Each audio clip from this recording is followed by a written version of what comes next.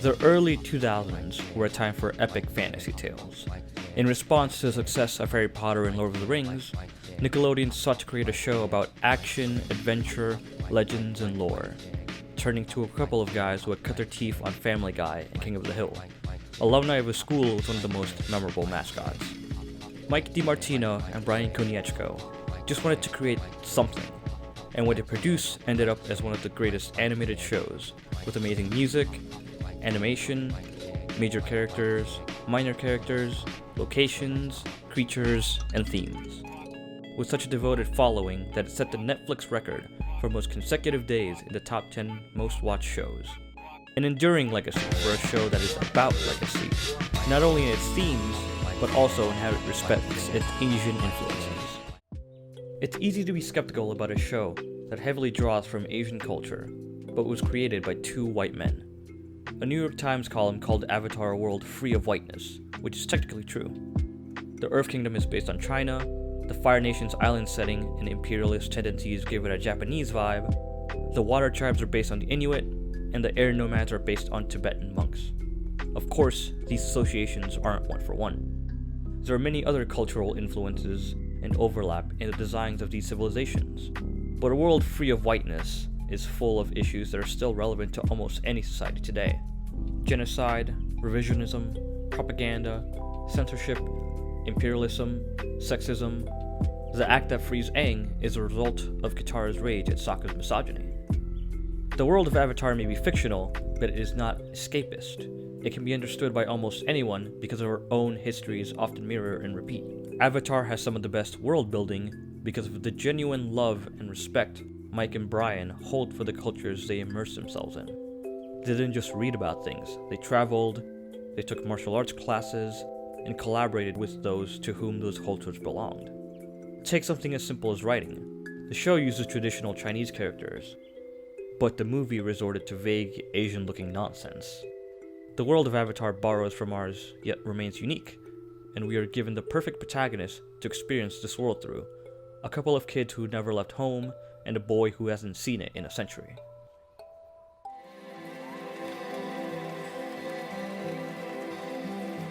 One of the most extravagant places our characters get to visit is Ba Sing Se. It's not often they stay in one place for long, the season 1 and 2 finales being exceptions, with the latter taking full advantage of this. Ba Sing Se is clearly modeled after Beijing, given the design of the palace and the city's Great Wall. The Dai Li outfits are modeled after the mandarins of the Qing dynasty, and their name comes from Chiang Kai-shek's secret police chief. In function, they're also similar to the Roman Praetorian Guard, but this is probably just a coincidence. This speaks to the universality of human history and the predictive habit of those in power to control information. But these are things that are shown and can easily be looked up. Fast forward to the season 2 finale and the crystal catacombs underneath Ba Sing Se. They're the ruins of an ancient civilization, the predecessors that the city outgrew, overrun by glowing crystals. Katara can hold her own because of the channels of water that are still here, but in the background, there are ancient dwellings. There's windows and doorways and stairways, reminiscent of the Mesa Verde Cliffs dwellings. An entire untold history exists when you look closer. The world of Avatar feels lived in because of details as abundant as leaves on an overgrown vine. Ba Sing Se is more than just a set piece. The city acts as a vehicle to further explore our characters in the tales of Ba Sing Se. The humanities allow for bonding and understanding between the protective Katara and the independent Toph.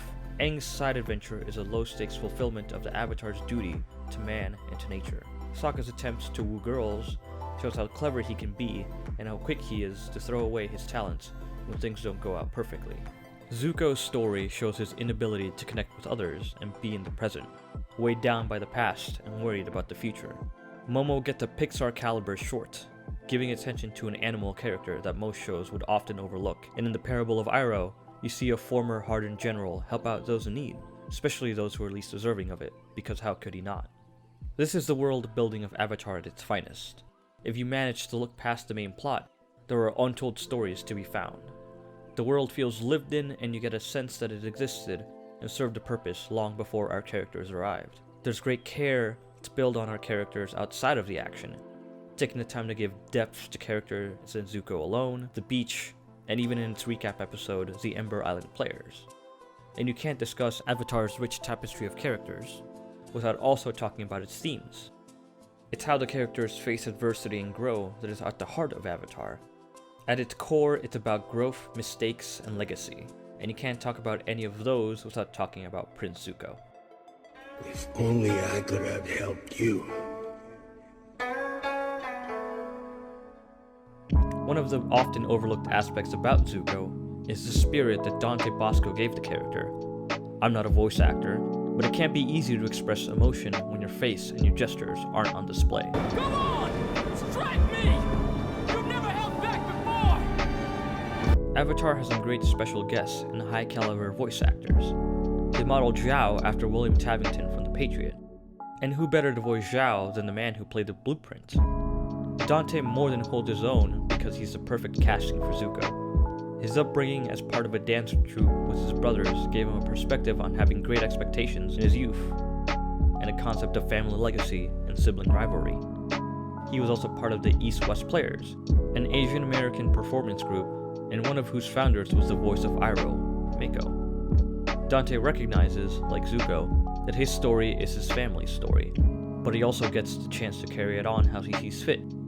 No one else could have grasped the concepts of legacy and expectations so well and breathed them into Zuko. Everyone's favorite angsty prince is introduced like your typical villain, short-tempered, follically challenged, and physically deformed. An eventual change of heart is hard to sell if your villain is truly irredeemable, but the device that makes us believe in Zuko's capacity to change is introduced alongside him.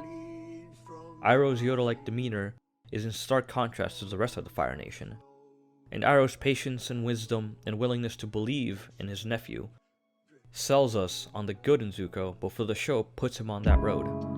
But when Zuko does try to do the right thing, there's an ambiguity about it. He frees Aang in part to have the Avatar himself, but also to screw over Zhao. He's willing to steal from others to survive when he's banished with his uncle, but draws the line at taking from an expectant couple.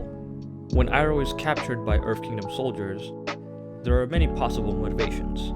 Declining the alternative to chase the Avatar because he's outnumbered, preventing the Earth Kingdom from getting a high-value prisoner, or genuine love and respect for his uncle. He does have genuinely good moments, but when he tries to assert who he thinks he should be... My name is Zuko, son of Ursa and Fire Lord Ozai, Prince of the Fire Nation and heir to the throne, he's punished for it. When it comes to media criticism, it's easier to explore what did happen rather than what could have or should have happened.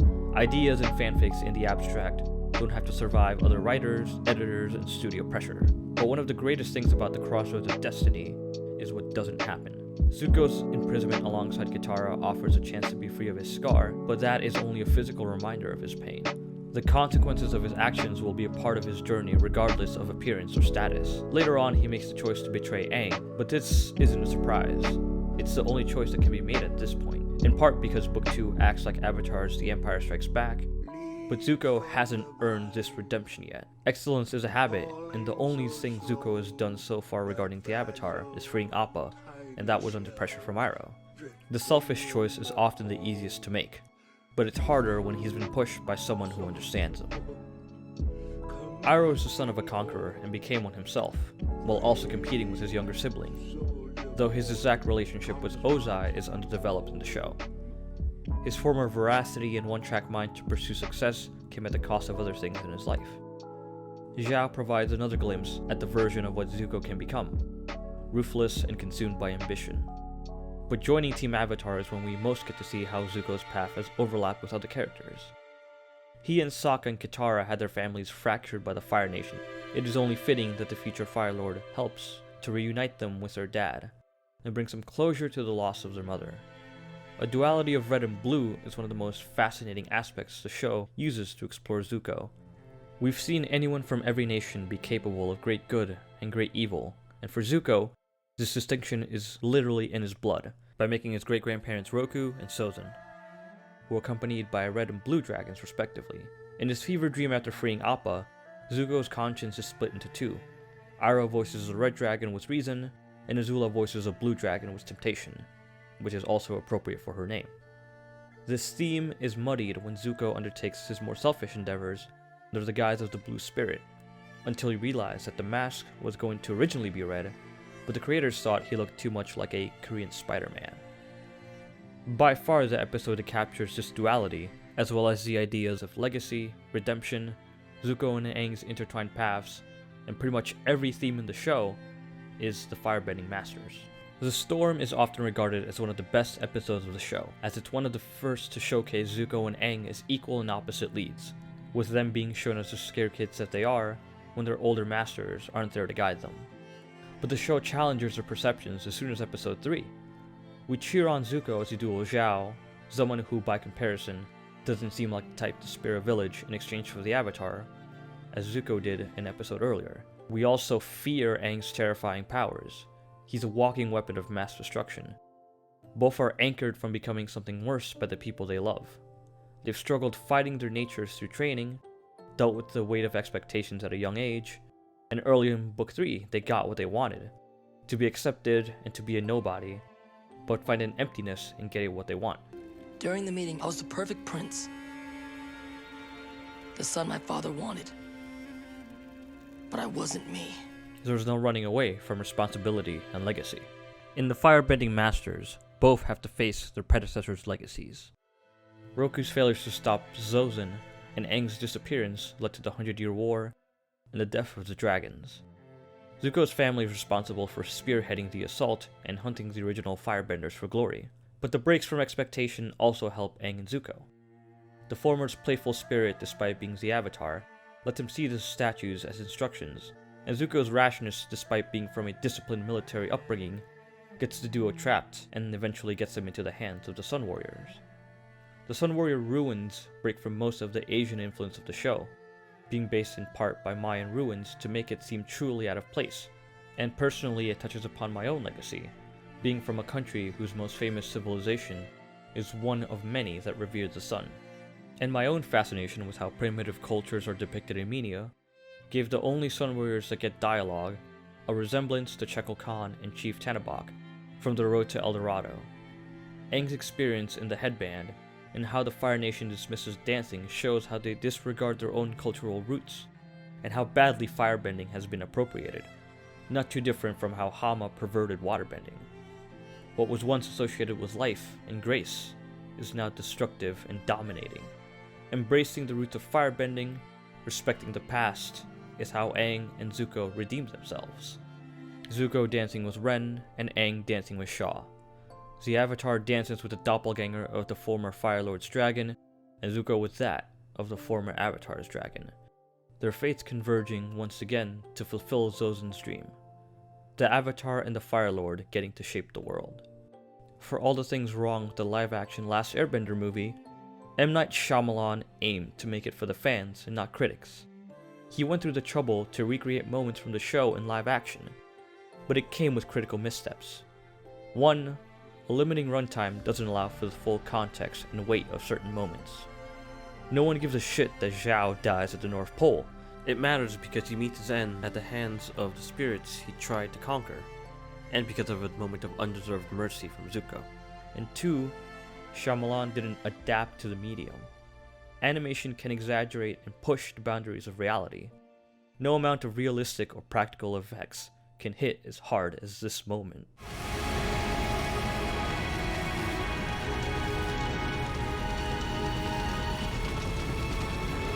There are still 8 episodes left after the Firebending Masters, but something about this episode, this moment, is the show.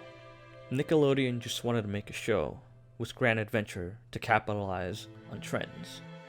They didn't want to make a coming-of-age story, but they ended up giving us one of the best. 2 young men burdened by expectations at birth, making many mistakes along the way, but not letting those mistakes define them. Changing the world is an ambitious goal, but you can't do it alone. No person, no work exists by itself. They stand on the shoulders of those who inspire them.